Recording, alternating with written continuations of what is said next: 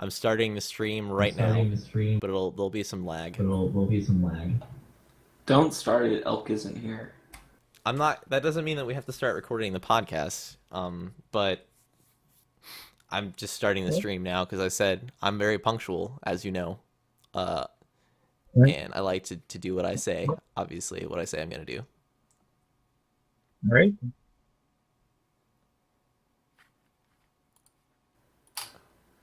Well, I don't really know what I'm doing because I've been drinking since 7 p.m. Central Standard Time. Eat.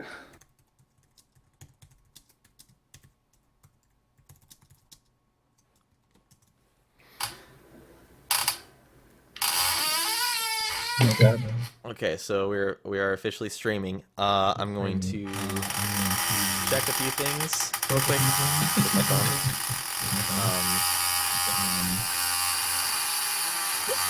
That works. I know exactly how I want the podcast to be now. The Drywall podcast is just like 5 hours of my chair squeaking. Just noise. I like that chair.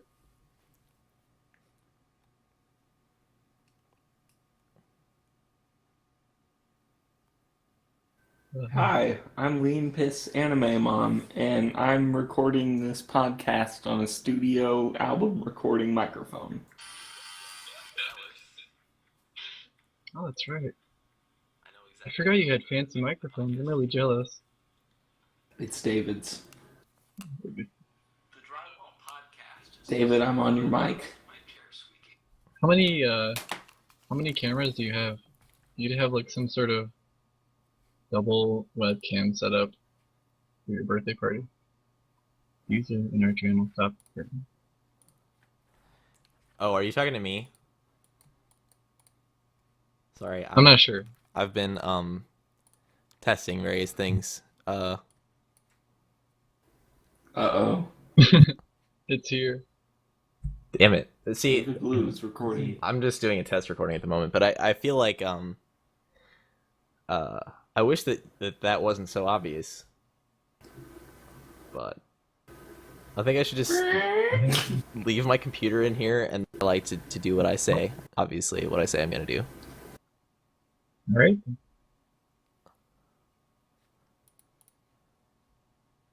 Nice. Good. Okay, so the recording sounds good. I'm gonna go ahead and start doing the official podcast recording here.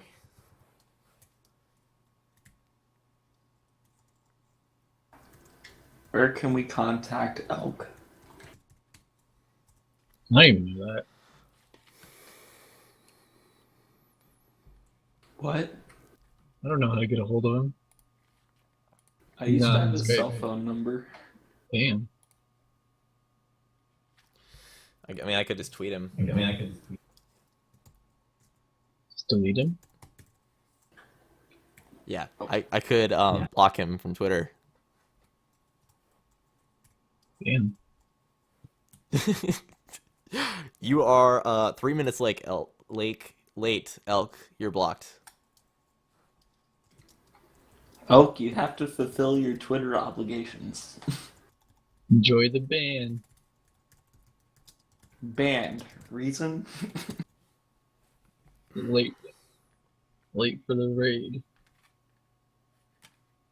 I wonder if I still have his phone number saved somewhere on my phone because he sent me a selfie like 2 years ago. That's fucking great. It was very rare.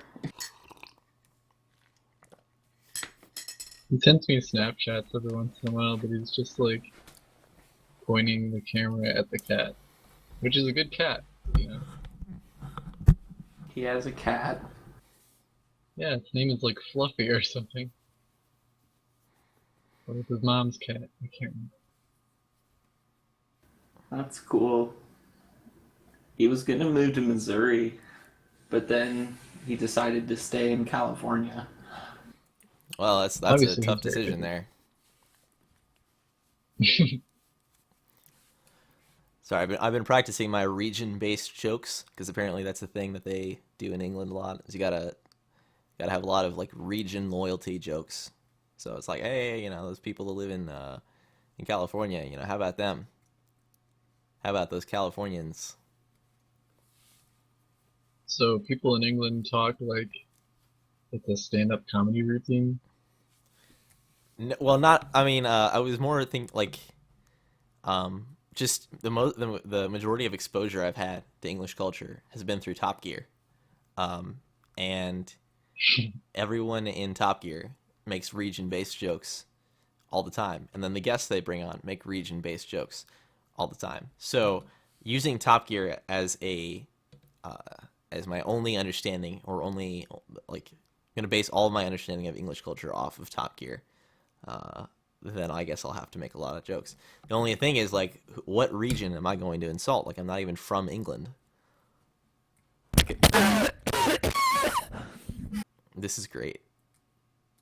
I could insult America, but that's kind of, you know, That's that's kind of that worn would out. even make it Everybody does that. funnier, I think. Iowa's not a part of America. I was a part of Thailand. We've already agreed on this. Yeah, or at least it's going to be. If I can convince the Thai armed forces to take it.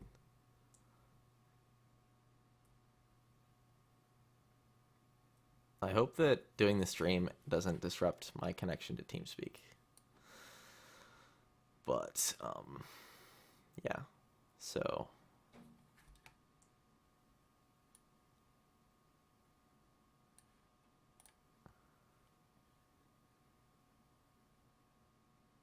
uh-oh.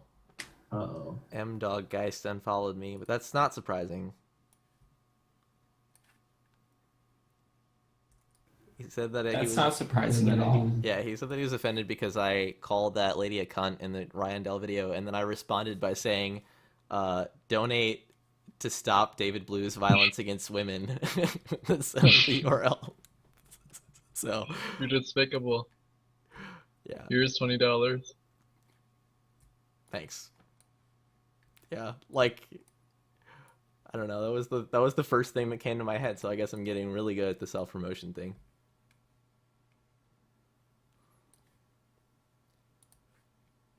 Sorry I offended you. And donate. kind of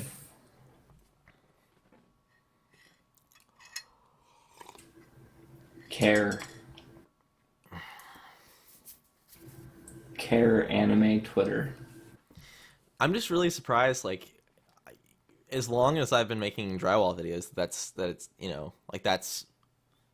like, shouldn't that kind of shit be expected? Or maybe, I don't know. Maybe not. I really don't know. Drywall's just a whole different entity.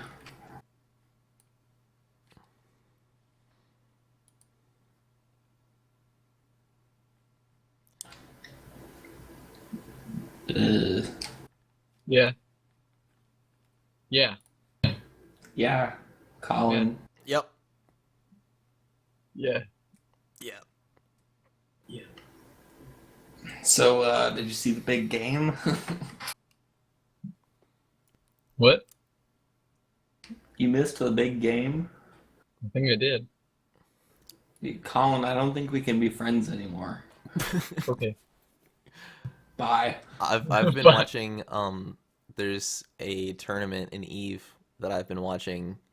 Like, it's the only, like, it's basically set up like the big game, like a sport, in that there are commentators, and they even have like the big headsets with the huge pop filters on them to look really pro. And I've actually been really excited by that. I've been watching that recently. There was a match that happened that was like just so absolutely ridiculous that I was screaming. So I'm actually turning into football dad, but about EVE Online. I'm imagining you David, screaming. that's horrible. I know, man. I need to see you screaming at fucking Leave Alone. Yeah, that's look what's happening to me. Who were you rooting for? It wasn't about like team loyalty. Like I didn't really care which team won, but it was just basically what happened was like um this there was one guy left on one team, and it was like all eight. No, wait, there couldn't have been all eight. There was the odds were really slim for this one guy. He was in a Navy Raven, um, and but the as far as points went, they were tied.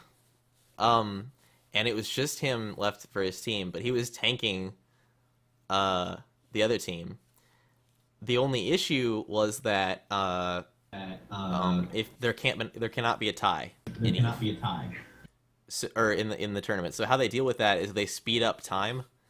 Um, so and you know eventually like he couldn't tank them forever, so they sped up time, and he would have killed them all off. He would have won the match, except he overloaded his weapons too early, and he burnt them all out, which is very uncommon to burn them all out, but he actually did. So he had no attack at all. His drones had been shot, and all he could do was just sit there and die very, very slowly. Um, and it was like the first time that time acceleration has ever been used, that rule had ever been used in a tournament, and it was so close. Like it was amazing. Incredible.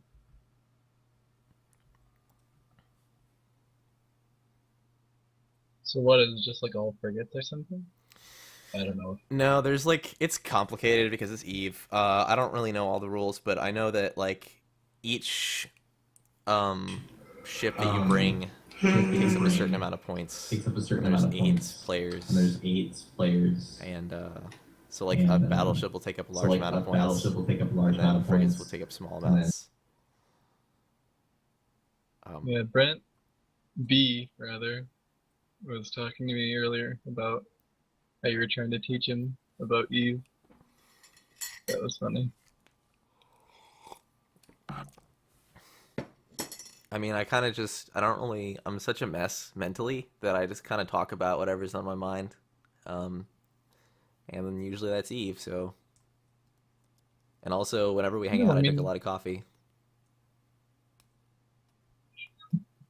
why? Um, I don't know, because I like being aware. If I'm not on stimulants at all, like I'm just totally fucking out of it. Like I can't concentrate on anything. I just want to lay in my bed. Except I don't go to sleep. I just lay in my bed. So that's why I'm on stimulants all the time. Is because I can't. I will not do anything. The next few weeks are gonna be pretty crazy for me because I have to get the screenplay written in 12 days for Children of the Corn 30 because we're starting to film on the 22nd. So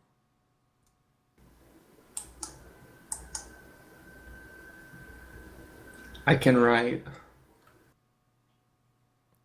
I mean, I think I can do it, but I have to refrain from doing things like this, uh, things that aren't the screenplay. But I can get it done. I mean, but just like I'll just have to isolate myself. Um, if you could just work on the set design in the basement, that'd be great because I don't know what the fuck to do with that, and I just realized that we're gonna have to have that done. I'll give you money. I can do that. I just don't feel like doing anything. Well, I I'll didn't mean have to right do now. something. Give me a bunch of coffee and I'll have that set designed by tomorrow.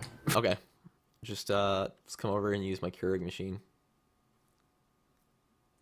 I'm heading over there right now. Can you take the mic with you? I'm checking my bank Looking account right forward to now. the film. Cool. David Blue's funds empty. Yeah, I got a Checking charge out. of like $20 from WordPress, and I don't know why. So I have to investigate that, but I'll probably forget about it.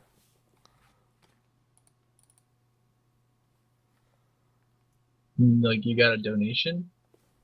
No, like I'm getting a monthly charge from WordPress of $18, and I have nothing that I remember on WordPress. So, uh, yeah, I really need to stop spending money because I've spent a lot of money. Let's see how much money I've spent in the past 4 days. I've spent almost $200 in the past 4 days, but that's because I've been driving a lot. Bankroll.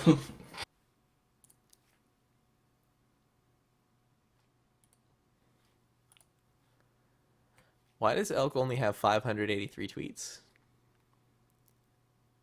Because he deleted his account and made a new one. Oh. Well, the last time he tweeted was 4 hours ago. Well, I guess we could just uh start doing the podcast. And if he comes in, then he comes in. Yeah, we'll just work him in with the script. Yeah. All right, so I got a list here that I developed in about 15 seconds at work because I wanted to say that we had topics. So the first topic is memes. The second topic is the last episode of Ray William Johnson's show Equals 3 is happening soon. So that's a big deal. Oh, Topic 3 is dicks. We save the memes for later because all we talk about is memes. I haven't said anything about memes for 15 minutes. But yeah, we can do that. Let's see.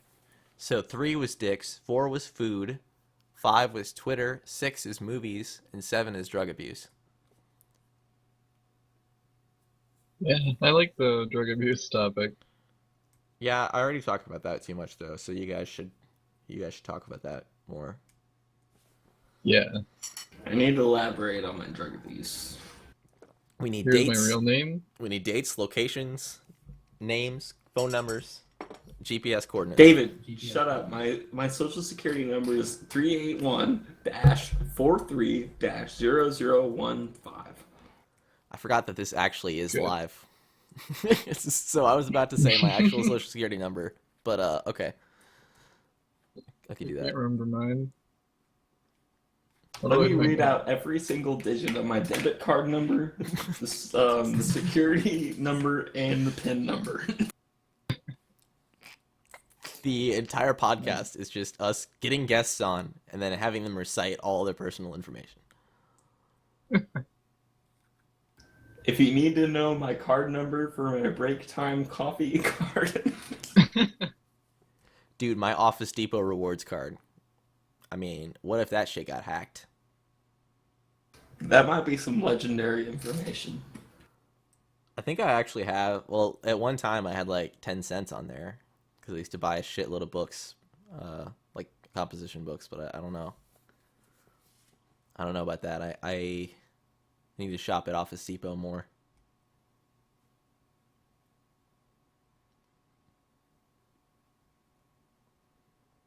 I don't know. Should I do an intro to the Drywall podcast? How do I introduce a podcast? Loud noises. Yeah, I can do that. You know how we should introduce it? We should just play Moto Vault Money. I can do that. I can insert that right here. Post production. Either Vault Money or All I Do Is Trap. I mean, all I do is trap would be the easiest solution. I could probably just throw that, and that could be the intro. Amoto would never know. I mean, he'll never know. I think he's given up on music. I'm pretty sure he has. So I could essentially I just posted claim. about Moto on Facebook to this one guy, and apparently he knew who Moto was, and like, Well, I mean, Moto was in my class, my African American literature class. So I knew him. Really? Yeah, he was. He gave me a copy of his CD, or maybe no. I think he offered it to me, and then I said no. But then another one of our friends got like he was just passing them around school, so got one. I really regret that I didn't take it. I remember how I got my Moto CD. It was my birthday, my 18th birthday. We had the Moto CD, and I ripped it, and then we left it on some person's doorstep after ding dong ditching them one time, and then some guy like left it on the door, and then he like fell like 10 times while he was running back to the car, and then we bought a bunch of Black and Milds, and they tasted horrible. Cool. Damn. And then I got Mac and Me on VHS. Well, that was. So this was all in one day then. Just the same day. That must have been quite a day. March 11th, 2012. Rest in peace. Wow. It's dude, it's March 10th right now, 2014. 2014. It's been 2 years and Moto is still a meme. Well, I mean, to be honest, I totally forgot about Moto until I'm not sure how I rediscovered Moto. Maybe it was you that rediscovered Moto, but I didn't think about him for like a year. I just like that line where he just says "caked up when I wake up." It's just been. I always remember it. No, see, I've been saying that. I've been saying that since I heard the tape. However, I had forgotten that that's where that came from. I mean, anytime someone I'm mentions, caked up when I wake up. yeah, so anytime someone mentions cake or waking up, I mean, I generally kind of just slip into that line.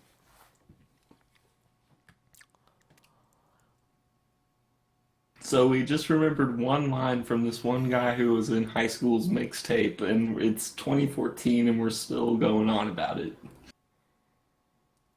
Absolutely. I don't see the issue.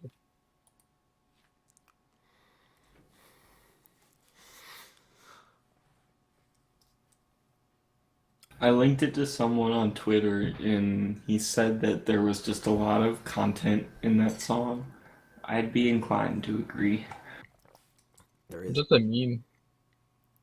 You know, actually, as far as a trap song, it really is. It really is pretty great. I mean, I'm surprised that it did not become more popular than it was. I guess, Colin, we should mention that in total, that mixtape has 8 downloads off of Dat Piff, and at least three of those are us. So, What a shame. yep, it is. You know, I'm pretty sure we downloaded it off that Piff like back then too. So maybe like 4 people have downloaded it in total. Is a real shame. It really is, and I'm surprised. I mean, it's very catchy. It's something that I would jam out to daily. I love the song Vault Money because he just talks about having money. I don't remember that track specifically. I just remember. You I know, just remember. the Bernie Green interview, it's the intro for that. Yep. Okay. Yep. I do know that. I definitely know that song. I mean, having a track where there's a background vocal or a background sample saying explicitly "we make money" repeatedly. That's just kind of, you can't really get away from that. I uploaded a Vocaroo a week ago. That was just that "we make money" part that he said, but I looped it for like 10 minutes. Oh, I remember that tweet. That was a good one. That is meme worthy. That is. We make money. We make money. Make money.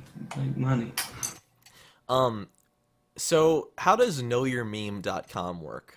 I know we were gonna save memes for later, but I was thinking that, Drywall is a self-proclaimed meme.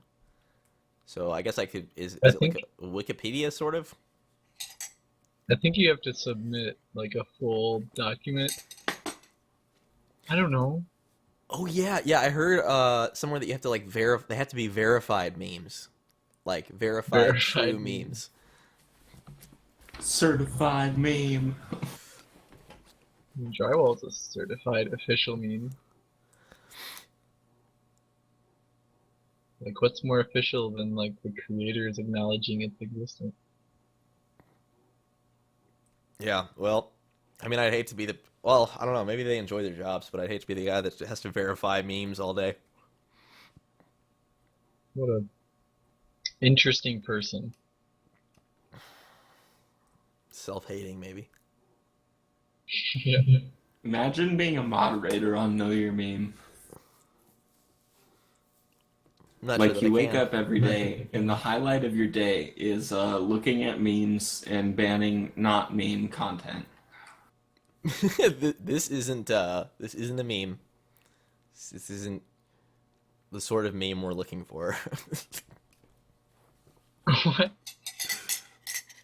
Like you're browsing the forums on Meme Center, and all you had to do is, sir, this isn't meme worthy enough. It didn't get enough upvotes on Reddit. Not a meme anymore. De-memeing it.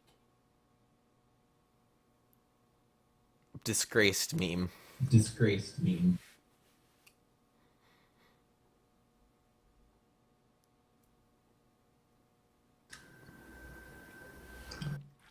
This meme has been deprived of comedic value. All I think you right, should try. so let's move away from memes. We were gonna save memes. The last episode of Equals Three, Ray William Johnson's show on YouTube. Now I feel like out of the three of us, I've probably watched the most of that, of that show. I don't really remember too much about it. Uh, I remember that the background is like a bunch of photos. Um, huh, kind of drawn a blank, but I feel like Ray William Johnson is sort of like a leader of humanity. Like he's sort of like What? a leader of our species, and it's just it's a big deal Uh, in it's the big. event uh, list of our species as human beings. This is huge. Equals three is going away. Like, do you think they should clone Ray William Johnson? I mean, I'm not sure if he's dying, um, but I cannot imagine what else he would do professionally. I mean, the only reason he makes money off of Equals Three is well, I don't know how, but can you imagine a Ray William Leave this Johnson anime mom movie? 420 in your channel timed out. Oh, well, that's a great soundbite there. TeamSpeak has connected. You're gonna need to drag B back in. TeamSpeak was moved to your channel. Good morning. Hello? Yeah. It's back. Um.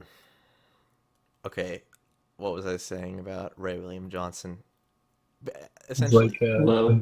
what else would he do? yeah. Can you hear us? Because we can hear you.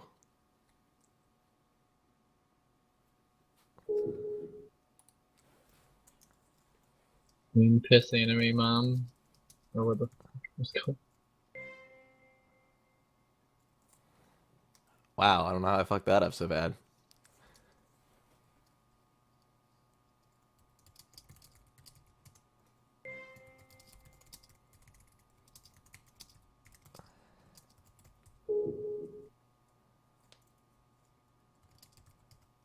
What's broken?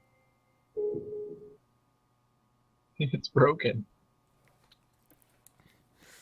All right. Well, I guess for the podcast, it's not going to be able to listen. We'll just have to read out the text.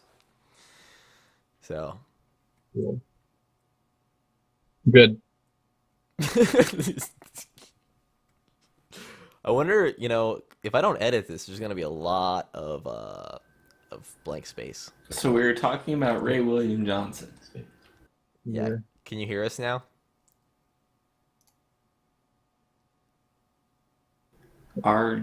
RWJ. Yeah. The man of the hour. Hello?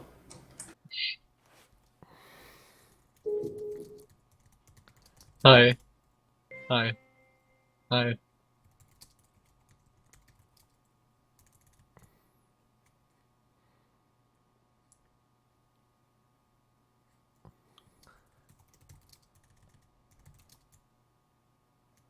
Is this going to be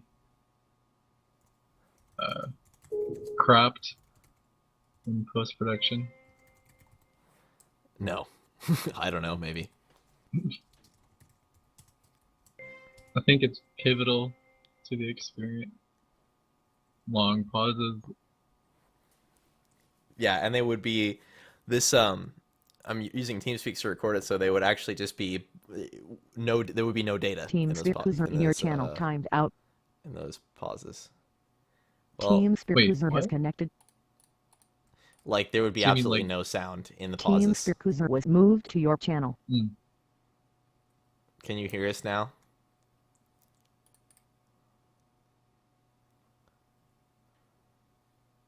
Can I? Hi. Good morning.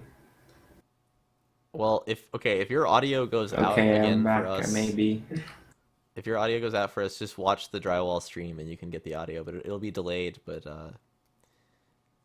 I just like closed Firefox and a bunch of other stuff. yeah, okay. That's well, yeah. I really need to clean out my Twitter people I'm following on Twitter because I'm actually looking at someone's asshole right now. So really? yeah, it's pretty cool. That's awesome. And I usually leave this up. So back to Ray William Johnson. Yeah. I mean, what are I've talked about good old Ray. So what are you guys how do you guys feel about Ray?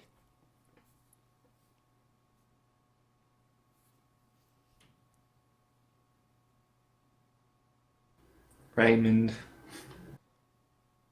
wish I could make as much money as he does doing useless things.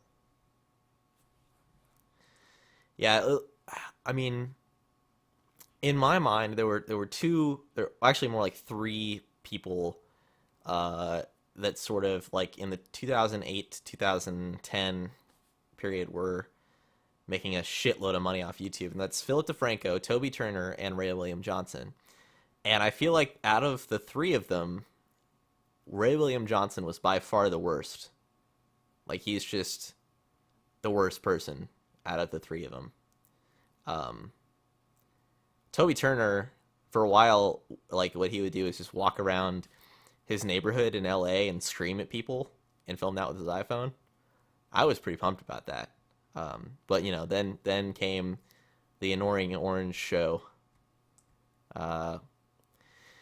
and then you know the rest of Toby Turner is pretty is a pretty. So I'm guessing I think out of the three, Philip DeFranco is like the least bad person, but he's also just as annoying.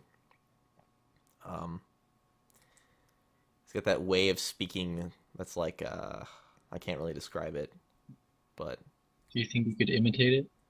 no, I haven't heard of this person actually. I can't. Or really cannot. It's just okay.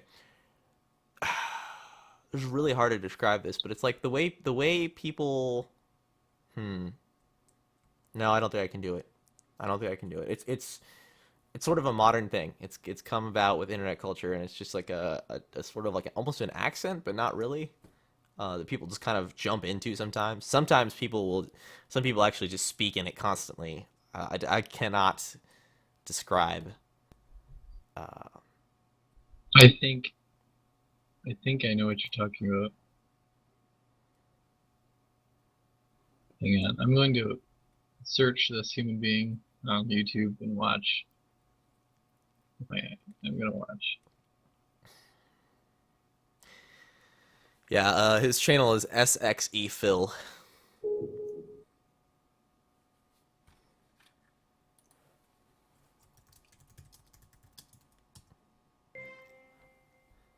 First video I get of him is him talking about Justin Bieber's penis.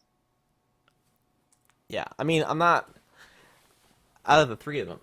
They're pretty, you know, they're not anything that I would really want to be watching. But just out of those three people, I think he is the least bad, and Ray is just Holy Christ! I listened to him speak for like 5 seconds, and I instantly. yeah. Yeah.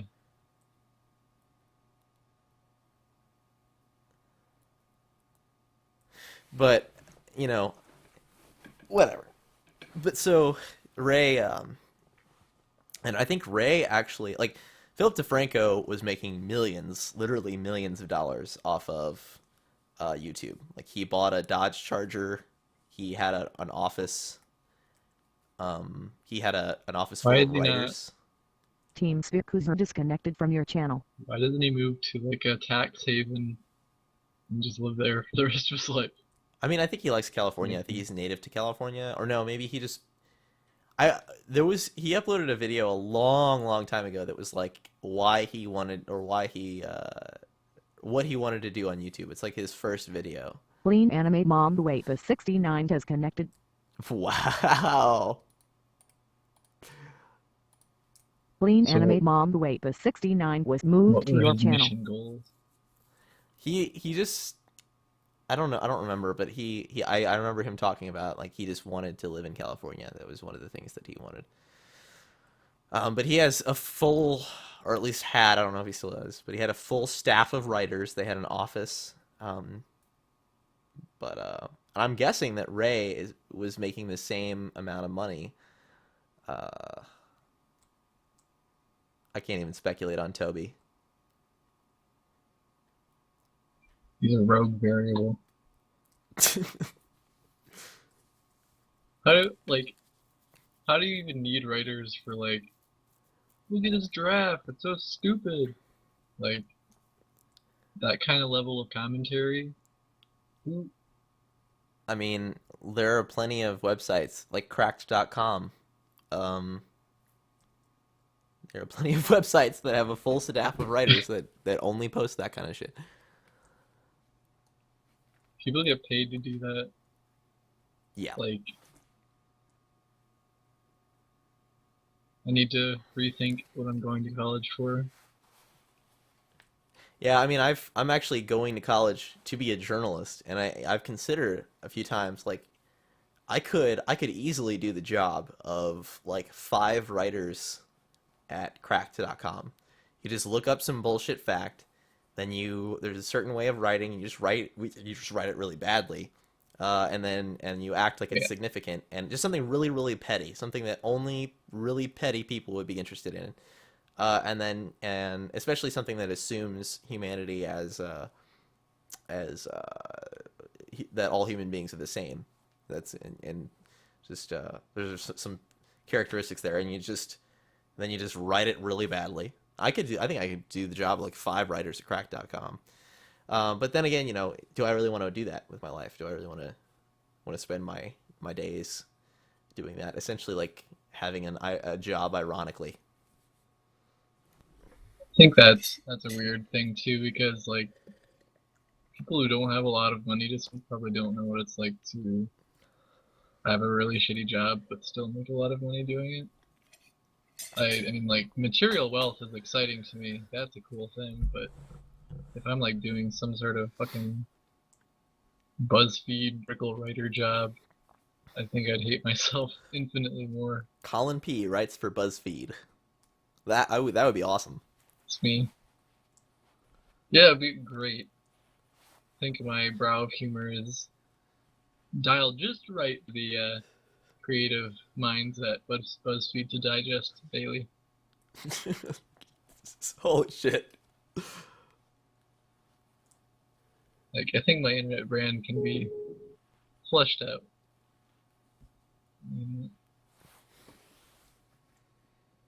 Okay, so B's just gonna leave. Keep us here in the dust. I have to narrate this. Yep. Well, that's a shame, but the podcast Interesting. has to go on.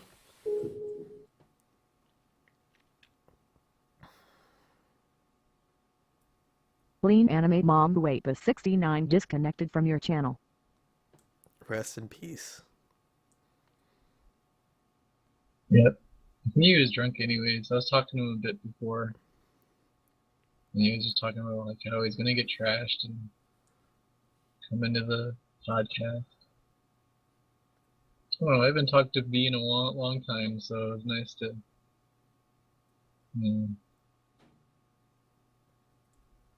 connect. Yeah. Well, the original idea of me getting this TeamSpeak server was to have, well, my dream, which of course is unrealistic, is to have like everybody in here uh, at all hours of the day chatting away happily, sort of just like having a community forum. But that hasn't really happened, but that's okay. I kind of like that idea. I hate to talk old shit, but like that's what my WoW guild used to do with their Ventrilo server. So I could just come in and like talk to a wall for an hour, and the wall would talk back. So Yeah. I think there needs to be more people. Like you need to brand your TeamSpeak server better. Shove it down people's throats. I mean, I've certainly done that. I had my friend invited some of his friends in here, but unfortunately they one of the first things they said to me was quote "fuck Iowa." So I had to get them all out of there, and I regret that. I kind of Kill reacted them. emotionally, and it was I regret reacting so quickly. But I think that there's been a permanent wound between that crowd and I because of that, and it's kind of hard to forgive. It's but now it's actually published I on the mean, they overstep boundaries. yeah, it's actually published in the rules though. As soon as you join the server, it says the only rule essentially in here. Well, there's two rules: don't break the server, and um, insulting Iowa will warrant an immediate ban. So you know, but yeah, I like the idea of having a place where people can just come in and talk and like come and go whenever they want. Because like Skype is cool, but I don't know. Like Skype is you can only it's harder to do that sort of Yeah, open I thing. feel you. Yeah.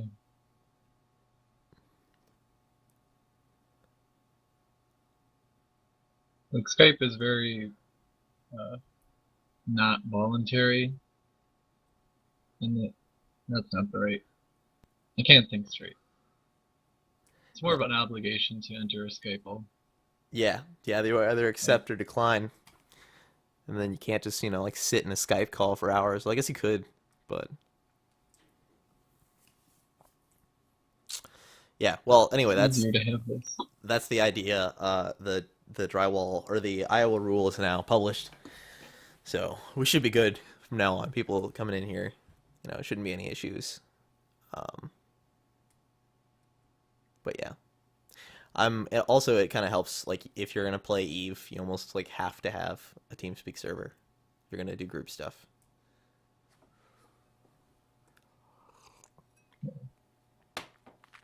Yeah, so maybe I'll play it again. Maybe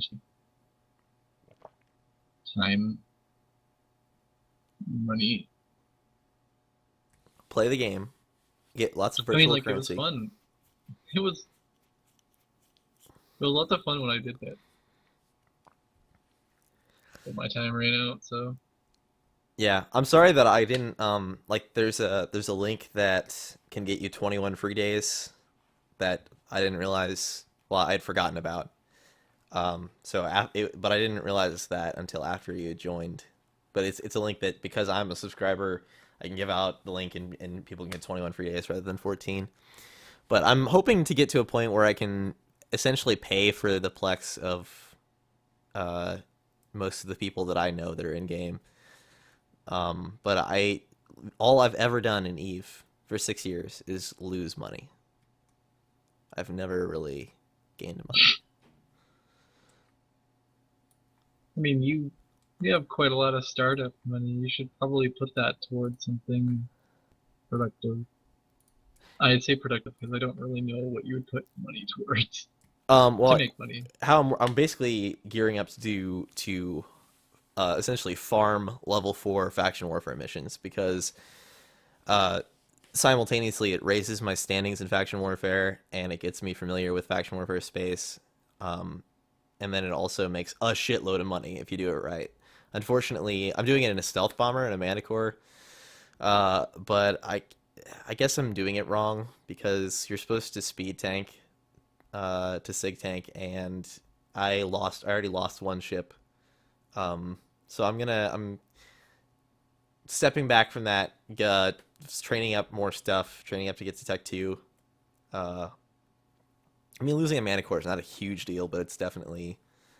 I don't really want to be losing them regularly. It's not going to help me make money. But essentially, if you do it right, you can make like 400 million ISK an hour from doing that. So Really? yeah, that's what I've heard. But like I said, I mean, I'm really bad at everything. I'm bad at every single thing that I do. So I probably will just end up like trying and Well, losing money in it. I don't know a whole lot about it, but is there like a safer investment like PI or something? I was watching a video and this guy was like talking about all this money he raked in from bringing us planetary interaction stuff. And he had like all these planets that would process these mineral numbers and all that. Exciting stuff, really. But that seems like a safe investment. Yeah, I mean, it's kind of hard to make that level of money from planetary interaction though. Um, from what I've heard You could do that anyway. on the side. Yeah, I could. I mean, I might try to do Mm, it. It seems interesting to me. The only like I'm trying to focus on combat as much as possible. So and focus on combat ish things. I really actually want to do exploration, but I don't know. There's a lot of stuff. yeah, the money that I was getting at least wasn't really. I think my best runs, like, I'd come back to Omar with maybe 50 mil worth of goods. I remember that was like my longest trip off sec, and I nearly had a heart attack trying to get through the final gate to Heist Yeah. because there were like three stealthers on my D scan, and I warped into the gate 10 kilometers away. I feel like an idiot. I should just. I usually just jump through the gate. I don't give a fuck. Just to kind of speed up time, but Well, the great thing about like the covert ops frigates is you can uh, warp while cloaked. The only, I mean, you still uncloak if you hit the gate, but it's like you can essentially warp in. Now I don't know the distance that you can warp in. I think you could probably warp in at 10 and then slow boat the rest while cloaked. But I usually just take the risk and and just warp to 0. But I really like at the moment I'm mainly just trying to train because what I should be focusing on is doing the screenplay for Children of the Corn 30. The only problem is just like every time I get home from work, I'm intellectually zapped, and then even if I drink coffee, I still will just sit and look at the screenplay and be unable to do anything. But yeah. like, I hate to be. I hate to ask, but like, how done are you with it? Um. Well, let's Um, see. I think we've got. Actually, I could pull it up right now. This isn't the current version on this computer, I but I mean, could. like, Like, I'm not of halfway course done. things are subject change, so okay. Yeah. Um. Like, I can understand how that would be kind of defeating, like seeing all this work to be done, especially after you get done doing whatever you do at your job. I'm assuming is menial and awful, so come home and your apathy's through the roof. Yeah. I mean, it's not that bad. My job's pretty. I get paid way too much for what I do.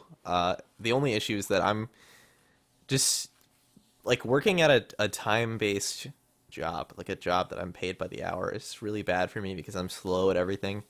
Um, the best things I can do actually tedious, like really tedious tasks really well, but as long as I have a really long time to do them. Um, but I work in retail, so I work at a gas station, which for drywall is great. Ha, gas station, gas jokes. Uh, but you Yeah, know, that's the meme. I can only make so many. Um, and uh, it's retail still, so it's very time intense. And I'm not the worst employee there. Like the last place I worked was a lot more entertaining. It was Harbor Freight Tools. and everything was just fucking horrible. That was funny. Nice. Um, but I was by far the worst employee there, and I couldn't take it being the worst employee, so I just walked out one day. And so like, but I'm not the worst employee, I don't think, at my current job. Who who is the worst employee at your new job, the gas station? Let's see, first and last name. No, I mean I don't know. I Where don't. do they live? Yeah, what's their employee ID? I'm kind of surprised that not more people are joining because I know there are a lot of people that uh, are well, not really, but there are some people on Twitter that would be willing to join. Uh, but that's cool. Remember you like posted the info for the cast, and it was like Sunday at midnight, and I just, motherfucker wants to do this at midnight on a Sunday. But here I am. Well, thanks for coming. So, It's very important. I mean, this is like the only time that I have free essentially, is from midnight fair enough. to like 7 or 8 a.m. and then I go to sleep usually, and then back to work. I don't work that much though. It just seems like I work a lot.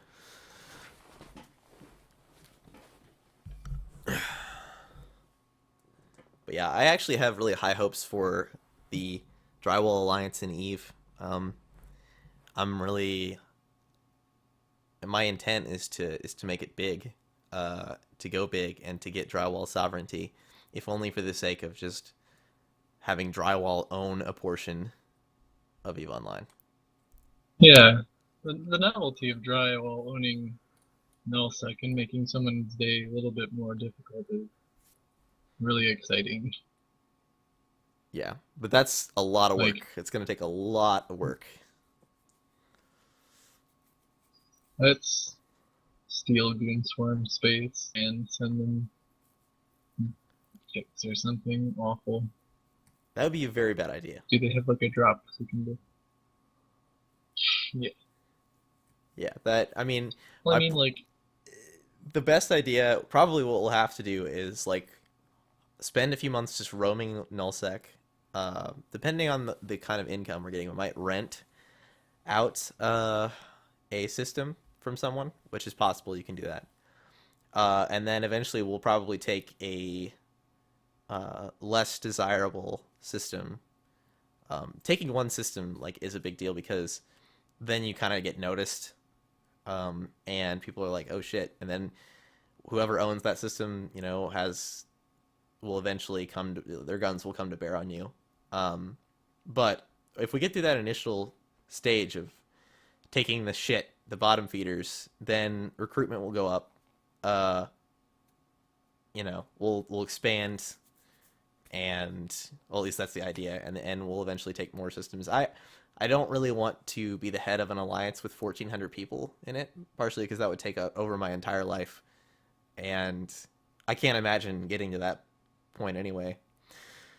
But I wouldn't mind being the head of like I don't know, a 200 or 300 man alliance. That's probably large enough to hold a nullsec system as long as no big person wants to come get it. Uh, the only issue is that well, I mean, if you go ahead. the I'm looking at the soft map now, and like the eastern kind of bits of nullsec locally, like there's lots of people who've got their hands in the pot per se, and I don't know. I feel like some of these really, really small people can be poached quite easily. Yes, Granted, definitely. forward the map progression a year or so, but I'm sure there's still gonna be people who are gonna be easy to kind of swipe. Although I don't know the alliances these people have, so these tiny guys might be linked to big bad guys. So I don't know. Yeah, that's the thing is, and Even's never Interesting really stuff. secure because even if we got an area of space as the Drywall Alliance, if any large alliance happened to decide that they were going to take that space, there would be almost nothing we could do to stop them. Um, but you know, that's just the risk that comes with doing that kind of stuff. So Yeah, I mean, already these people have to deal with like Moonswarm owning a lot of space. Well, I mean, I just see their name for big blot on the map, so you know, just making assumptions. But yeah, Goonswarm is big, and Goonswarm is kind of they've strayed a lot from what they were originally, because they were originally just literally a group of people that just went around in large blobs and ganked people, uh, just kind of for shits.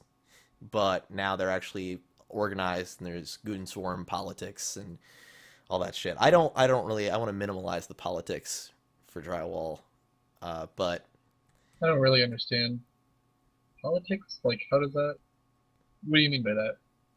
well, like I mean, it's kind of hard to come up with a specific example, but like between the alliances, they make certain agreements, and it has to do with war, trade, buying stuff from other alliances. But there, in Eve, there's a lot of spying in alliances. There's a lot of inter organization conflict. And when you're devoting that much time to a game, especially when you're talking about like the directors of Goonswarm, like that's probably all they do, right? I mean, that's the top level people at Goonswarm and at the large alliances. The majority of their life is Eve Online, so a lot of drama will spring up, and it will be like people get really emotionally invested in Eve, and that's when you have like, I mean, I can't think of any specific examples, but um, basically just as in real life, when people have a lot of resources, when people are the heads of large organizations, they've invested a lot of time in them, and their income depends on them. Um, Shit starts to get serious. People plot. There's spying.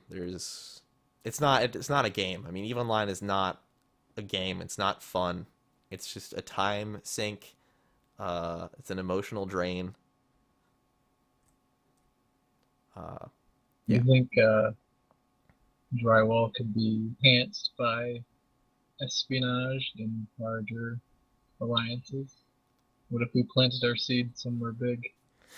I mean, Sure. that might work. The only issue with espionage to me is like I would rather, at this point at least, devote my time to other pursuits. I'm not particularly interested in, as of right now, in stealing resources from alliances, which is essentially the only thing you can really do when you spy, at least at this level. I mean, we don't have anything strategically to gain from knowing the. I could listen. I could be in the Goonswarm CEO slash director founder TeamSpeak channel right now, and they could be saying all of their secrets, and I wouldn't gain anything from it. I mean, it wouldn't help me at all. No, I mean I understand that. But yeah, It's I mean, still I too don't I much don't work. know. Espionage in Eve is an interesting thing. I don't think I'll ever be able or willing to devote enough time to spying. But I can imagine can imagine that would be an interesting avenue to at least hear about. Yeah. I don't think I'll ever be able I to think it'd be regard quite a pain Eve. to. Go ahead. I think it'd be kind of a pain to. I mean, like if you're in the position to steal, yeah, obviously an expensive ship or something, I think it'd be kind of a pain to cover all your bases, so to speak. Like having to be ready to steal all these like different. Like if you weren't trained in Valente, Titan, or whatever, you wanted to steal their Titan or whatever. You know, like kind of prerequisite blocks. Yeah. I don't know. Yeah. Actually, I just when I was playing Eve for like my first round of Eve, which I started playing like at the end of 2008, beginning of 2009. This really huge political thing happened. There was this big alliance, and I don't remember what it was called, but uh, and one day, like they had over 1,000 members, and they had a shitload of resources. And one day, all of the directors, they're like eight, like the top eight guys in this alliance, emptied the bank accounts, emptied the corporation hangars, and made off with hundreds of thousands of dollars, real world money, in shit. And they just and they just made off with it, and they disbanded the alliance. Oh my god. Yeah. And they created their own alliance, and that alliance that corporation or whatever of them still exists, and I just cannot imagine how many enemies they have. Just that's yeah. Kind of nice to know they didn't just like liquidate it all and like move. I mean, I don't know how much real world money that would have netted, but probably enough for 8 people. I mean, converting the problem is they're too high profile really to convert ISK to cash because that's illegal actually to just do a straight up sell ISK. Oh, Um, not illegal. It's really? against company policy, and they'll ban you for that. I mean, obviously you can buy Plex, and you can buy Plex from other people. Uh, like you can buy Plex from third party resources, but that Plex has to originally come from CCP. I've actually seen that. I've seen what different like party websites advertising the Flex sale. Yeah. That's interesting. I mean, I don't really understand the point of that. I'm sure there is one, but essentially the only thing that you would gain from going to another website is if you got it like I don't know, maybe $1 cheaper, and in which case they'd be losing money. It's pretty straightforward. I mean, you can't. There's no the price of Plex stays static, so I just can't imagine how you'd make money off that. But okay, But yeah, I mean, like, and that sort of money, like if those guys had just picked up all those resources and immediately liquidated them, like you would see a huge spike in the economy, like that would be noticeable. Um, you could launder it, I guess, but when you can't, it's The Wander is yeah. I mean, but it'd be difficult because, I mean, CCP maintains a pretty watchful eye on the economy. They don't really interfere with it that much, but they have uh, they've been doing this for how many? I mean, they've been doing this for what, 10 years now? 10, 12, over a 13? decade. Yeah, it's Games came out 2003, yeah, so 11 years then. I think. And they've made a shitload of money off of it, and they've stuck with it. So they've had a lot of time and a lot of resources to develop those sorts of things. So they have all sorts of data gathering devices that watch the economy. So you would definitely notice. And also, I'm sure, and CCP watches the community very carefully because they're a part of the community. So like, I mean, they knew about that alliance disbanding. They knew what happened, and it wouldn't be that hard to notice all those characters. Like, wow, someone just liquidated a trillion ISK in the economy. It would be pretty. Wouldn't be that hard to trace back to them.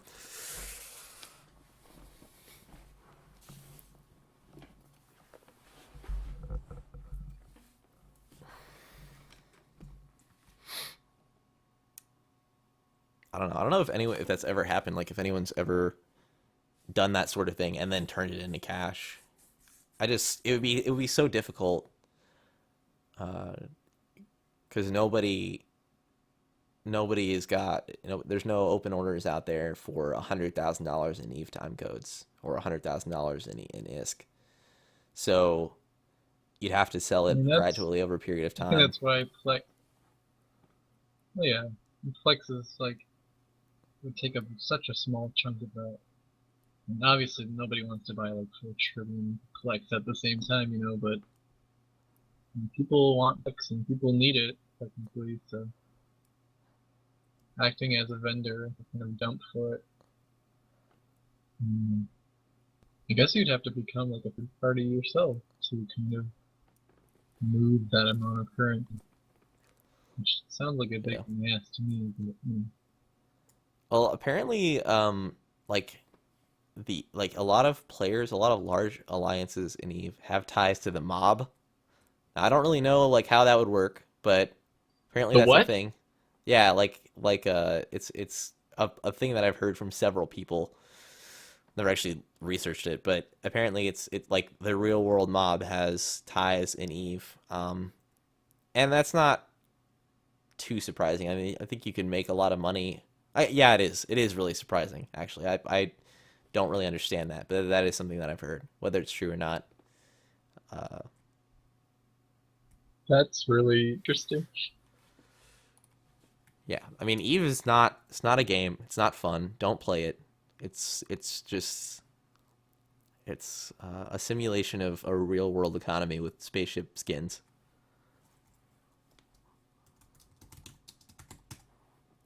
You like put this on your resume. Leader of giant Eve operation.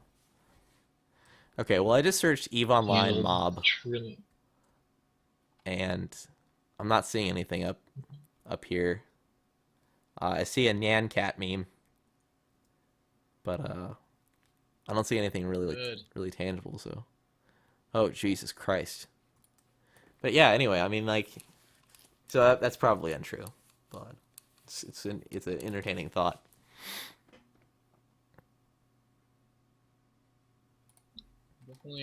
Definitely is. But sounds like something along the lines of like the Illuminati pulling the strings behind the Eve economy.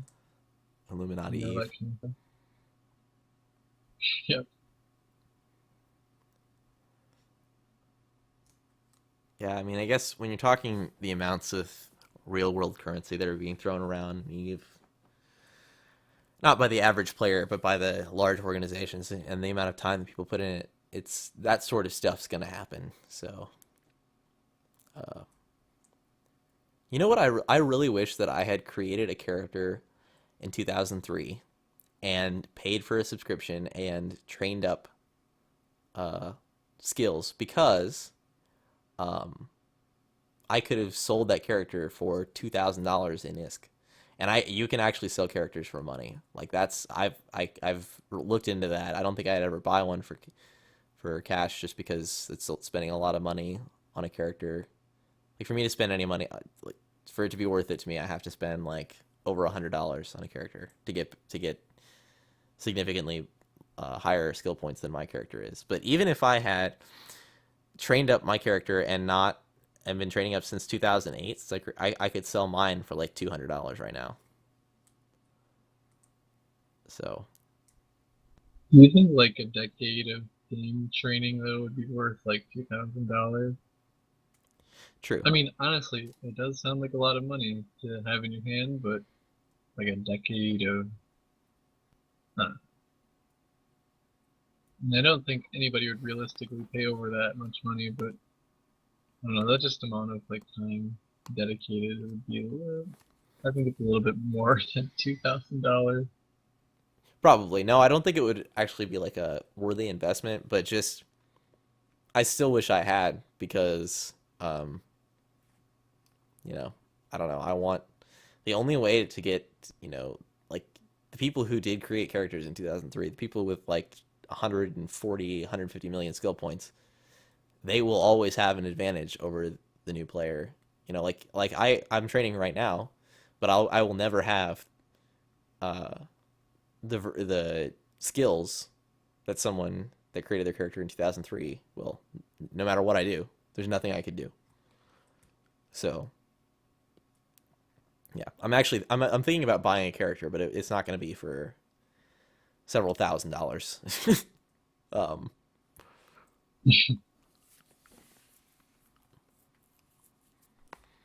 but yeah, so let's see. The next topic on here is dicks.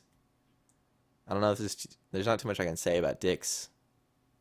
Um, I don't really want to talk about that in podcast. yeah, That's inappropriate. it's kind of hard to create a podcast about dicks. So the next one is food. Um, I know nothing about food, so Have you eaten like lately? I ate 5 hours ago. Um, we got a sandwich here, but yeah, Exciting. very exciting. Was EVE Online actually on the topics list, or did we just kind of severe that in there? No, it wasn't on the topics list because if it had been, then no one would have joined. So, well, I guess no one joined anyway except you. Oh, So, I mean, it's not all. I can't think of how to that sentence.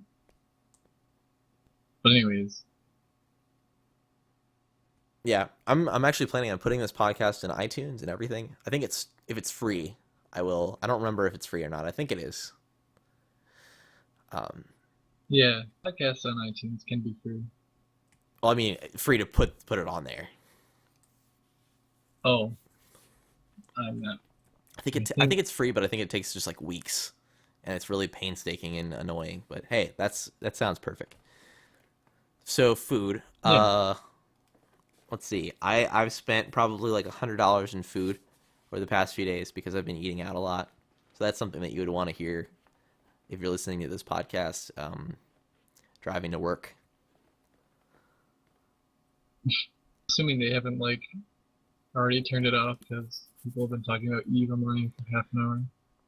Yeah. I mean, unless they like Eve, and that's scintillating conversation for them. So more power to them. Yeah, the thing is, like, the only time that you really want to discuss something like Eve is in a dedicated Eve Online podcast, which this is not.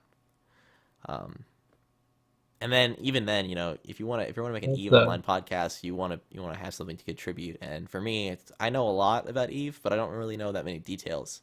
So I know generally, I have a lot of general knowledge about Eve, but I don't really have anything that you couldn't find by searching in Google.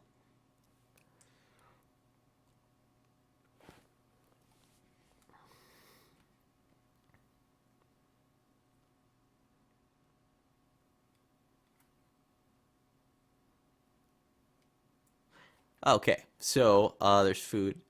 Next topic is Twitter. Um, I don't know if I really have anything to say about Twitter. Yeah.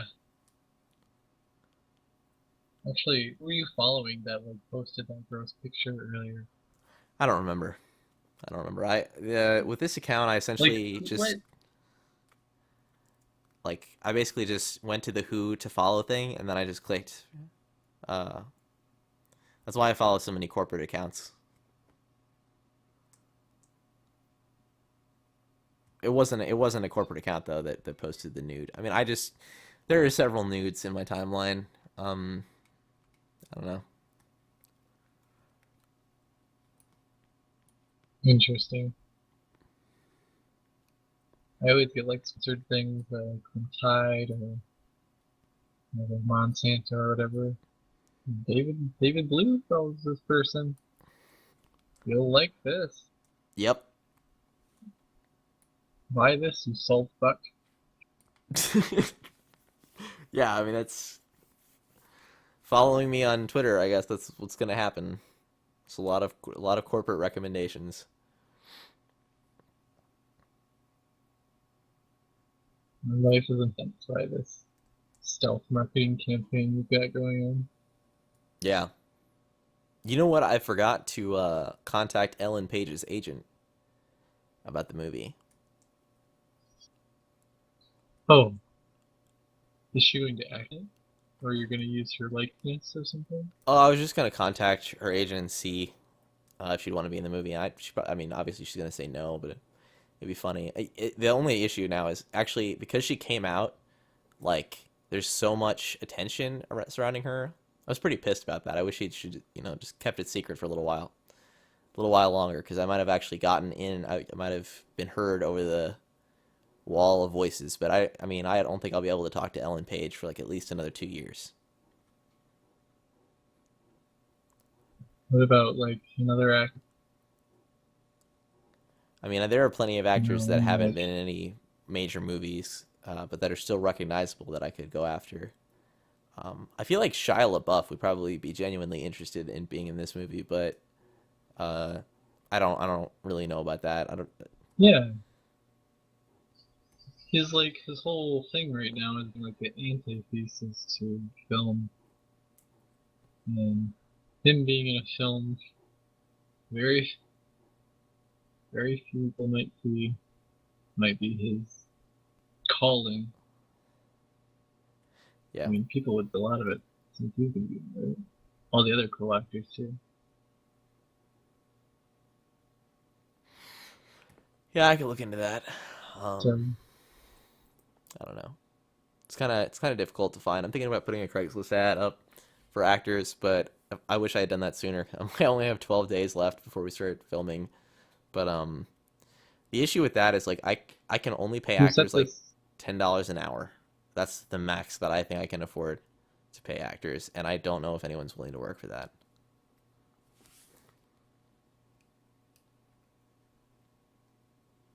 I think if you start looking for people who want to act for free, they might be really freaking weird. Like they might be. I think hiring anybody from this seems like a not great idea. No, it's Personally, I it's think probably a horrible idea because any actor, where I live, that's willing to work for $10 an hour is going to be disheveled. It's going to be a fucking mess.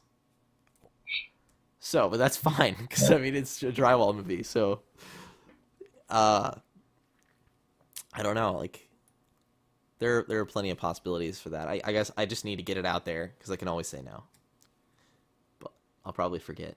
I can just tell my mom that I'm gonna quit school and visit you to act in a film. All right. Mm, I mean, I think that like not for Children of the Corn 30, but I want to do Drakesville Drift definitely, and actually do that sort of seriously. Like Children of the Corn 30 is more to just see what we can do, and to sort of get familiar with the process of making a movie. But I really want to solo write a screenplay for Drakesville Drift, and I want to go up to Iowa for like 2 weeks, and film there, um, because the movie will involve crashing cars on public roads, um, without the permission of the mm, police. But if you think about it, I mean, Drakesville is an Amish community. So I mean, what are the Amish going to do if they hear or see cars crashing? They can't call the police. They could send a letter, maybe. wait, So, whose car are we going to smash together? oh, we'd be buying junk cars. The only issue is like as far as I can tell, you can't go out and buy a car for $200 anymore that runs because I mean it used to be that way, but like I haven't seen a car uh, that runs for that cheap in a while. So, but I mean that's we'll see how that works. I don't know. I may not be going to England, um, so we'll see if that what happens with that. Uh, if I don't go to England, then there won't really be a rush. Like, I mean, are you going there? I probably already got asked this, but are you going there because of family or work or something? I Um, think you said work. it's actually for like so I want to be an automotive journalist. I want to write for like car magazines and stuff. It's not even so much as like I want to be that. It's just like I'm kind of given my background, I'm almost like I don't know, like it's inevitable that I'm gonna get into that industry. I think it's something that it's probably like one of the very few Yeah. things that I would be good at. But the only school that offers a degree in automotive journalism is in England, and I meet the requirements, and my mom is willing to pay for me to go there. So the only issue with that is, well, so I've been with my girlfriend for 3 years, um, and like she can't really come with me because she's going to school here, and she's an honor student and stuff, and I don't think that um, like anything is really important enough to justify me going to England, like to justify not being with her. So, like, I don't know. I It's think that's pretty normal to think like that. yeah, but like everyone seems to, everyone's been insisting that it'd be a smarter decision to just kind of, like there's always more fish in the sea. But I I've always been that way since I was a kid. Like relationships are pretty much the most important thing to me. So I don't know. I don't really have that ambition that I guess I should have.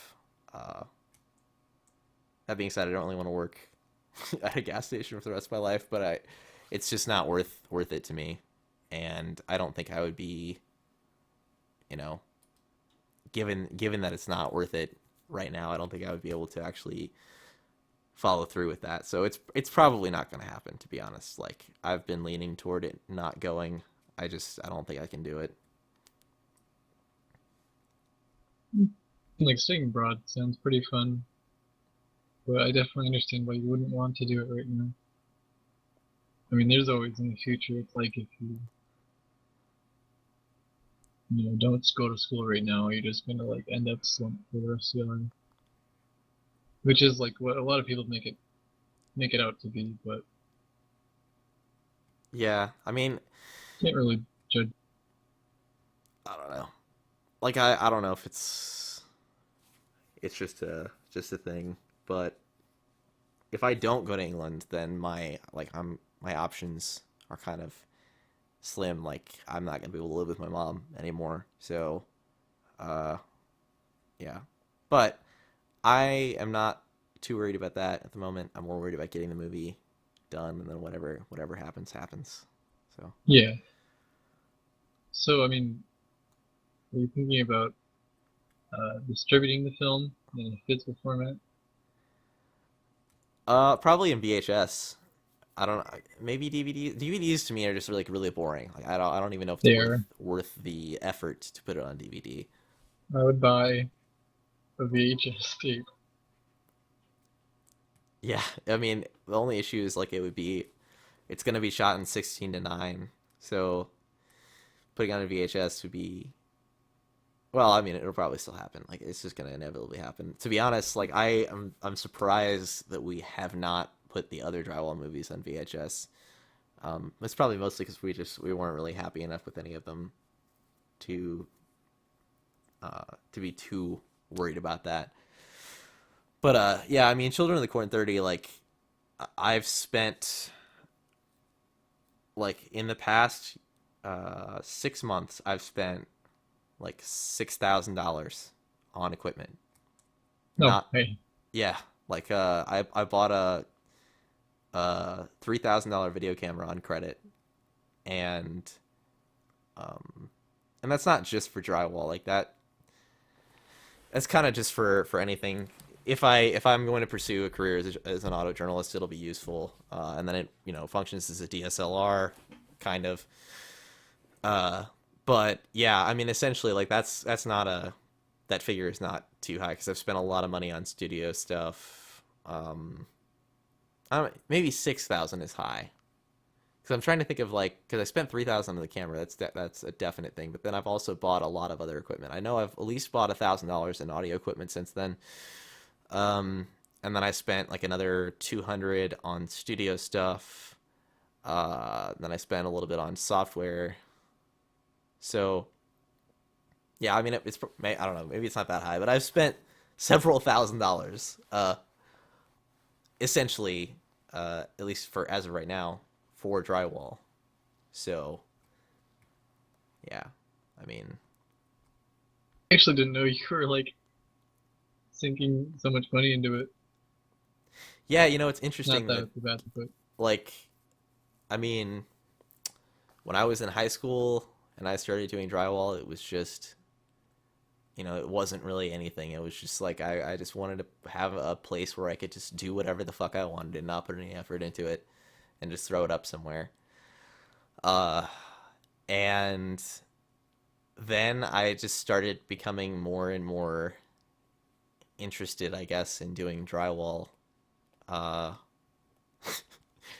and now, like, if you would, in high school, I never thought that drywall would still be going today.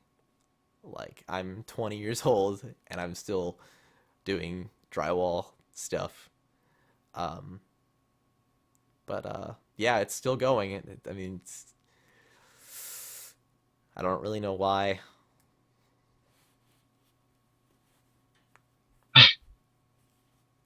I don't think we should worry about why. No. There's no time to worry about that. Yeah. I mean, it's changed a lot. It's not exactly the same thing it was when I recorded Hamura. Um, and the lack of like the apathy that was involved in recording Hamura is what made it so great. It's like my personal favorite thing that I've ever done. Um, but like now, it's not drywall. It's not just something that distracts me from high school. It's like something that distracts me from everything else. So I have a lot of time that I put into drywall, I guess, and uh, I don't know. I have a lot of interest in a lot of things, so drywall is kind of just a good place to throw it all in there, and not really give a shit and try it out. But yeah, It's fair enough.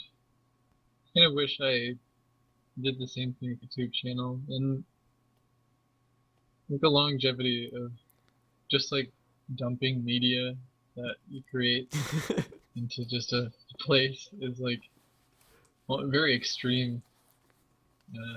Like I really enjoy the idea of like somebody having a bad afternoon or something and like watching these weird videos found through some random search and just like experiencing them in all of their mediocrity. So yeah.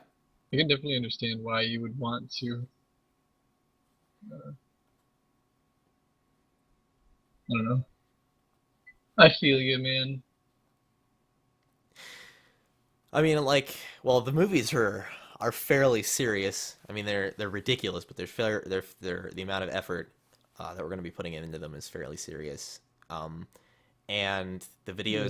the drywall videos that I have planned, uh, the biggest one that comes to mind is we're going to be going to. There's this organic market that just opened up in my town, and it's just everything about it is fucking hilarious. And uh, I'm gonna go in there and pose as a nutrition blogger, um, and somebody's gonna be on the camera. I don't know who's gonna, and I'm just gonna go in and interview people, sort of like I did for Ryan Dell, but a lot more preparation and a little bit less ridiculous. Um, I think you should wear a turtleneck or something. Some video. yeah, I mean, I don't know. Like, I was thinking about wearing the same thing I wore for Ryan Dell. The only reason being that it generally makes people trust you more. It's a little bit more neutral. Uh, if I wear something like if I wore my like I just bought a t-shirt it's the Harley Davidson logo, but it's in tie. Um, like if I wore something like that, like I mean that's I cannot. I need to blend in as much as possible, to maintain the illusion, and inevitably, like it'll actually gain more content in the long run. Um, like one of the things that I originally planned to do in Ryan Dell is to get video of the people, like to ask them to scream in pain. I really really wanted to do that. But I like by the time I did the drywall or the Ryan Dell video, I hadn't slept for 2 days. Um, I did not dress correctly for being outside. Like I did not think that it was going to be that cold. It was like 8 degrees outside. And combined with the sleep deprivation, I was fucking like I was crazy. It took me like 2 days to recover from being outside. Uh, and then so like That's awesome. I had all this stuff originally planned to do, but I ended up just like I just had to ask people, do you know who Ryan Dell is? And nobody was stopping either. I couldn't get anyone to stop, which was I was a little bit surprised about. But you know, usually what you want to start off with some, like where you're from. And my original plan with Ryan Dell was to be like, I'm from Yelp. But I like with the first girl that I did that with, I was about to say it, and then I realized that I could not say that with a straight face. Like I maintained the face for everything else, but I realized that I couldn't look that girl in the face and tell her that I was from Yelp without laughing. So I just, like was just asking people, and no one else asked what the video was for. But that one girl, the curly haired girl, was like, "Is this for a class or something?" And I was just like, "No, no, no, it's not." And then I didn't explain anymore. You're being, you're Um, being filmed against your will. yeah. Uh, but if I go, I mean, if I do I really want to do the hippie store thing. Um, and it's gonna be a lot more polished, a lot more. There's going to be a lot more preparation put into it. Um, but that kind of stuff is going to be coming. It's not just going to be me with an iPhone anymore. Can actually plan videos out for better or worse. Doing car reviews Just, too. oh really? That aren't just like JPEG of the car in like a really loud clipping waveform. No, they're actually going to be um, as much professionalism as I can insert from my automotive background. Except like the first episode of Honk that we made about that's the car show is Honk that we made about the Dodge Yeah, Dart. I've seen that. That was good. Like I mean I cannot I just can't anymore. I used to be able to just be serious about that kind of stuff, but I can't do it. So the idea is to try to insert as much useful information as possible to get a feel for uh, the car review genre, I guess. Mentality. Yeah, the car mentality. But I mean, I don't think that I'll ever be able to not make, um, yeah, to not joke about cars. I can't do it.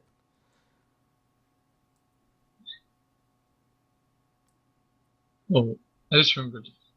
You said you were going to try to appear normal in these newer flash interview videos, but I'm just wondering how normal you think people in a hippie health food store look See, in order to become like, yeah, that's the well, thing is that these like okay, so I've witnessed this firsthand because my family is actually uh, varying degrees of wealth, but on average upper middle class. And I have a lot of family. I have four sisters, and my youngest sister is 30, so I have a lot of family. And they're all very normal. They're all very uh, successful, attractive people. And then there's me. I'm like the complete weirdest person in my family. But they don't all know it yet, but they're kind of coming to figure it out.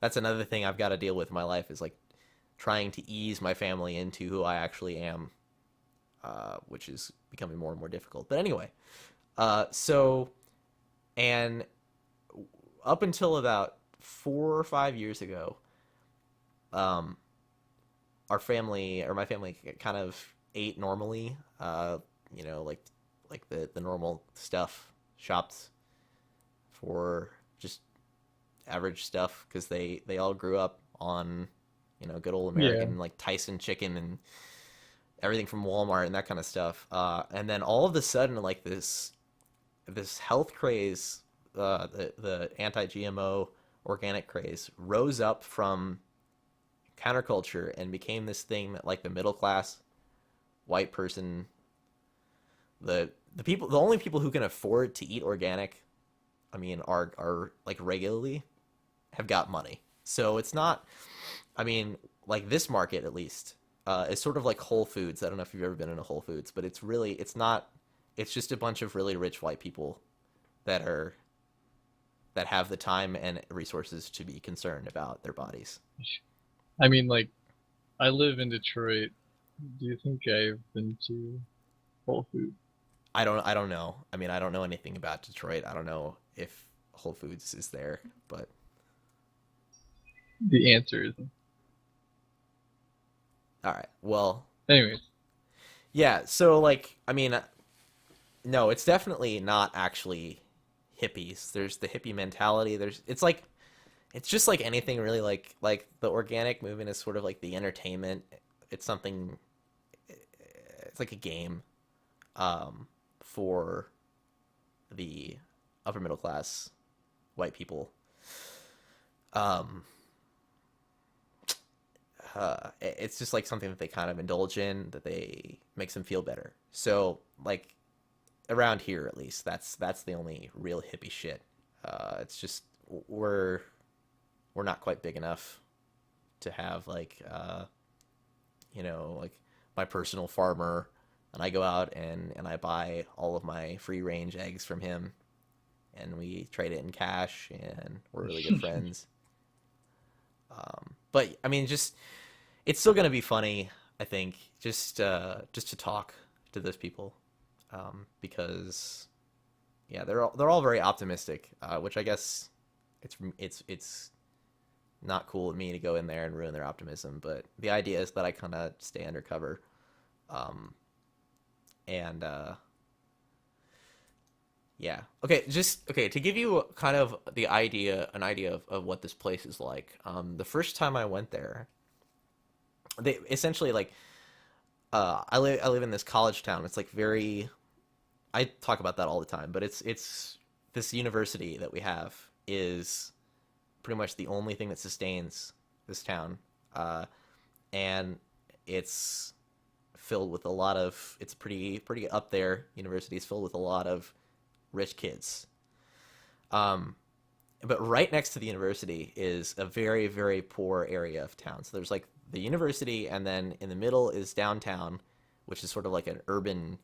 It's kind of creeping into this urban, chic, cool area, like a mini Brooklyn, I guess.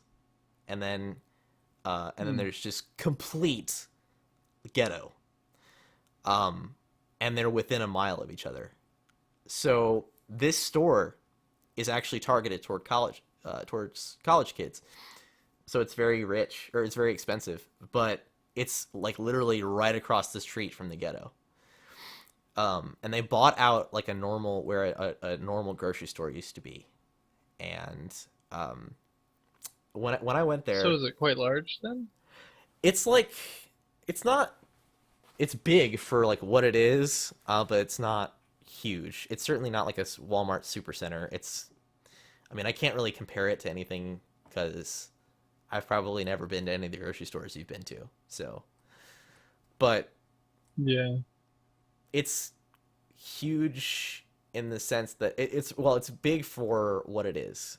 Um, but so I went there on a Saturday. It was like one of the early Saturdays. It was like freak weather. It was like 60 degrees, even though it was a month ago. And there was this band playing out. Like the entire store was fucking packed. Um, and there was this band playing outside, and they were dressed like they were out of like 1973, right? But these people are only college age, my age. There was this girl that was wearing bell bottoms, and she had a huge fro and big sunglasses. Oh no. And they were playing um, like it wasn't even like because there are hippie bands, like really really hippie bands. It wasn't even like hippie 70s. It was like stylish 70s. Uh, and they were playing like just I don't know, like pop rock stuff. And just like there's a band fucking playing outside of this grocery store. Like just there. They're just there. There's no other reason. They're just there because it's a grocery store. And That sounds so absurd to me. yeah, and they were like it was like a movie scene. It was surreal. There were like a crowd of kids around them watching them in front of a grocery store. And yeah, it was weird. It was some weird shit. Um I'm the funny thing is that this place is gonna go out of business. Like I can almost guarantee you, once the hype passes, like it's just gonna go out of business. There's no way, uh, because it's completely independent. It's not a part of a chain, um, and they spent a shitload of money on fixing up the building, and I just don't see the market there yet. But maybe I'll be proven wrong. I'm sure they know more about the market than I do, but like I want to go there before the hype dies down, because it will die down.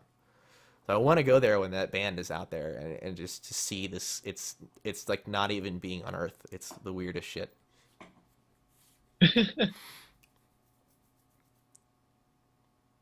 Yeah, I really think that kind of weirdness needs documented, especially since there's probably some very interesting characters that shop at this place, or maybe even work at the place.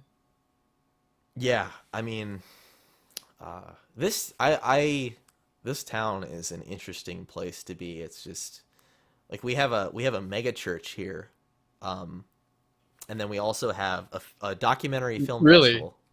Yeah, we have a mega church that I used to attend as a kid. I was made to attend it.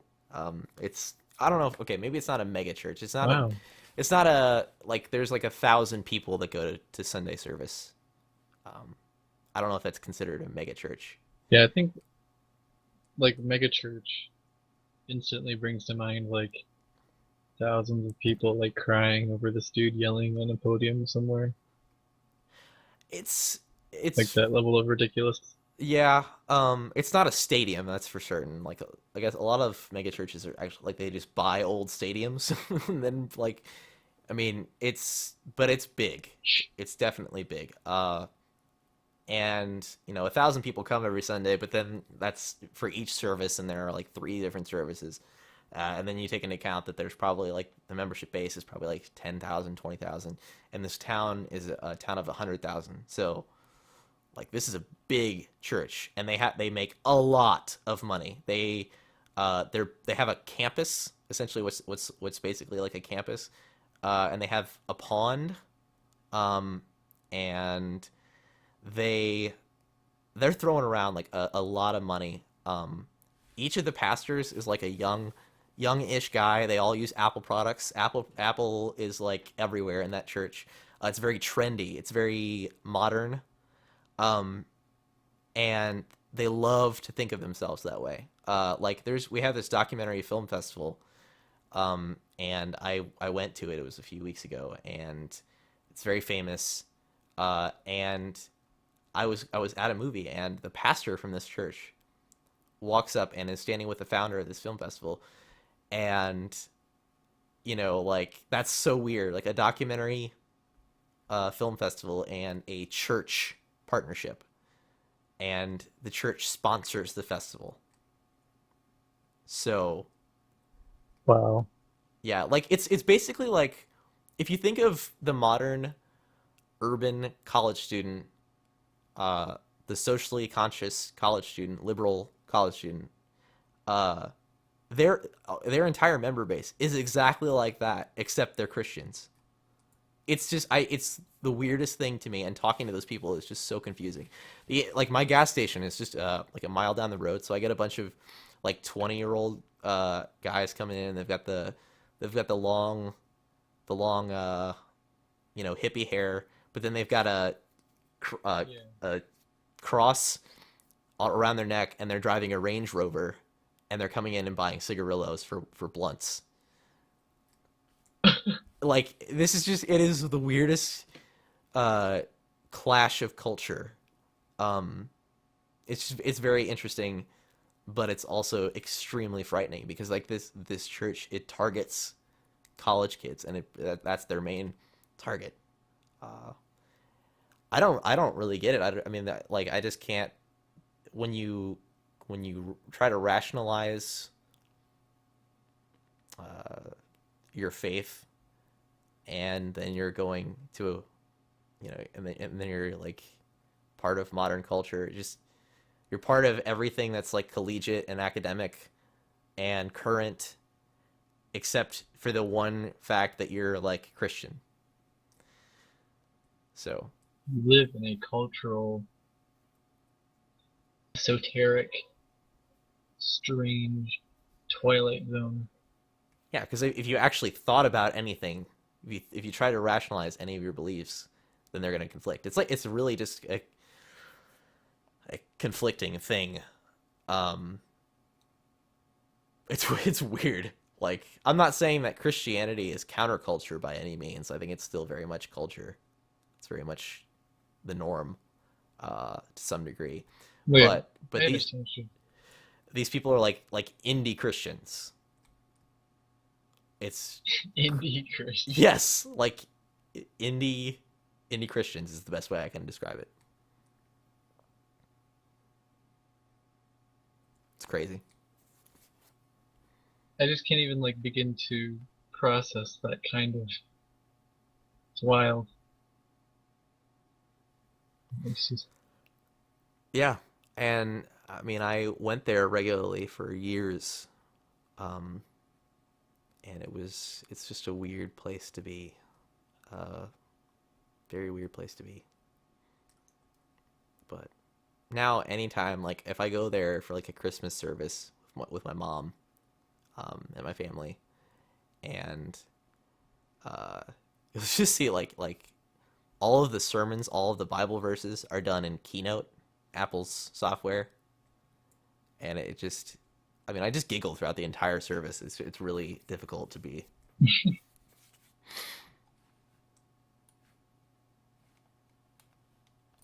the But yeah, last time I went to church, the it was not of my own volition, but like I was friends with this one person who was like at the he was high in the hierarchical priest zone, so he was the top shit.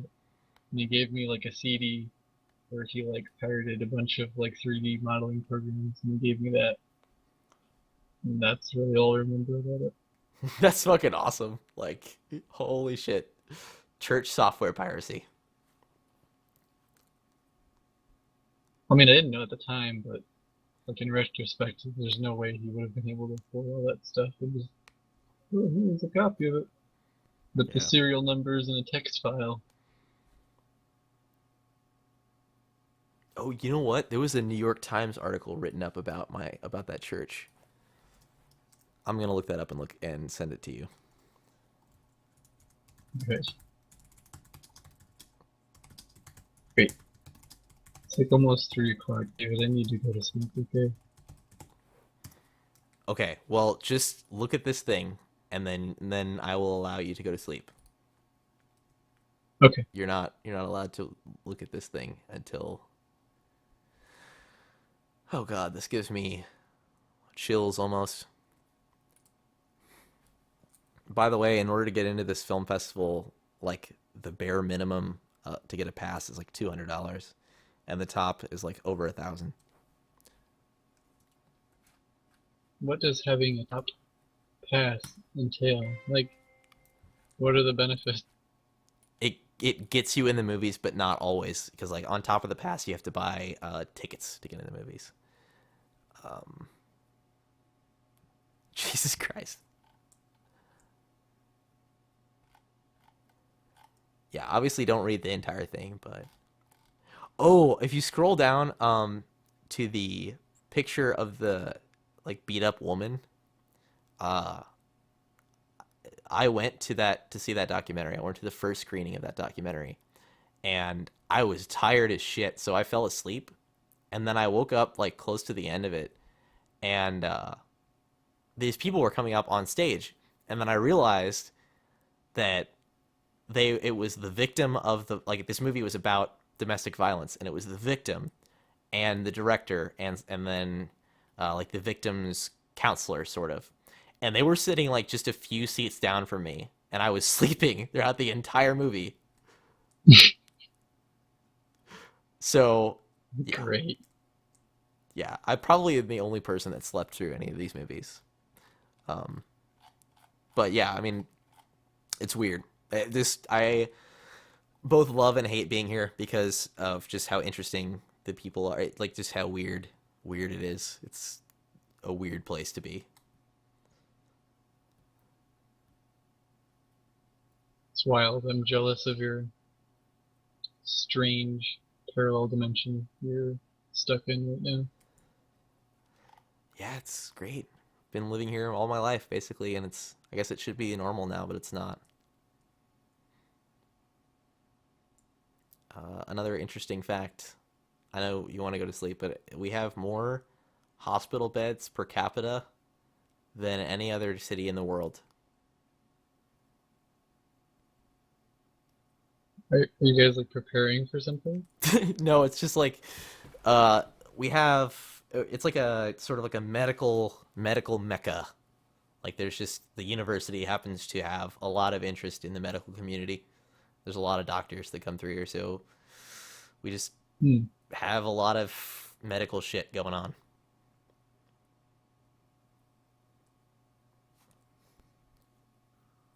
Seems like one of those awful fact agreed on like those throwaway big Twitter accounts.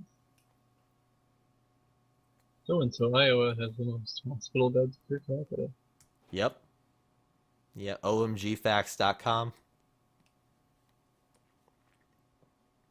You should probably sell that to them. Send an email and shake them down for some currency. I'm sure they already know. I think it's only interesting to people who live here, maybe. I don't know. It's like the one thing we get to be known for.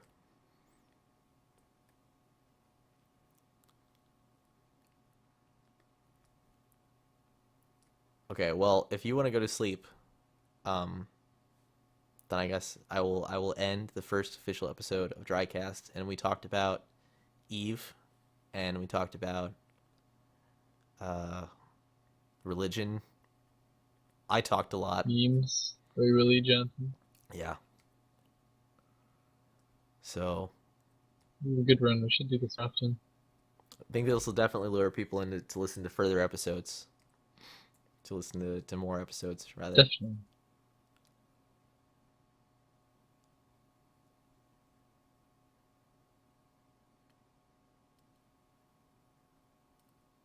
Okay, well, Anyways, I guess good night. good morning. Good morning. Yeah, I guess it is morning. Good morning, Iowa. Good morning. Krillin disconnected from your channel. All right, so yeah, that ends the first official episode of Drycast. I hope you hated it. I hope that you'll donate. Drywall.ws. Join us in TeamSpeak. Drywall.ws/TeamSpeak for the next episode. We'll probably be doing this, I don't know, maybe every Sunday night. Something like that. Trying to do it relatively regularly. I am your host, David Blue, creator, CEO, founder of Drywall. And I will catch you next time. Good morning.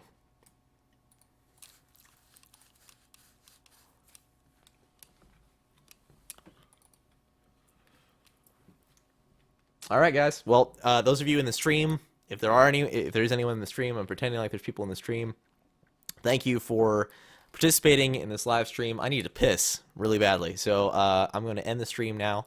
Again, thank you. Really appreciate it. Really appreciate you coming out here and listening. If you want to listen to the Drywall podcast, the Drycast, the original wave file, I don't know if I'll leave this video up even, but I will put a link in the description if I do leave this video up. Otherwise, you can go to drywall.ws/forms, go to the audio form, and there will be a sticky there with the Drycast episode in it. So thank you for joining us for the stream. If you're there, good morning. Again, good morning. Second good morning. Bye.